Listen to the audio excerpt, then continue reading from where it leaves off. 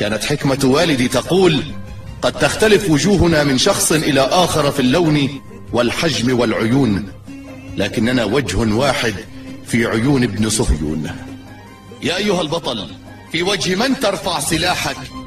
في وجه عدو استباح الأرض واستباحك؟ أم في وجه من جراحه هي نفس جراحك؟ في وجه من ترفع سلاحك؟ يا كنزنا المكنون، يا مقلة العيون، ألهذا الحد وصلنا؟ أوليس القتل جنون؟ يا أيها البطل، في وجه من ترفع سلاحك؟ هل نسينا أن دم المسلم على المسلم حرام؟ هل نسينا أن المسلم عند المسلم لا يضام؟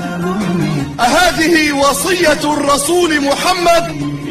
قتل الصديق وذبح الحمام والله حرام. أفيقوا، استيقظوا، قوموا يا نيام، أنتم تذبحون بعضكم وغيركم في أحضان العهر ينام. على من ترفعون السلاح؟ على الصابرين، على الجائعين، على الصامدين المرابطين، أم على من شردنا وضيعنا منذ سنين؟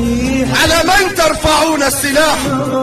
إسرائيل اليوم في عيد، وموتنا هو الخبر السعيد، ما دام ييتم فينا الوليد ونذبح من الوريد إلى الوريد.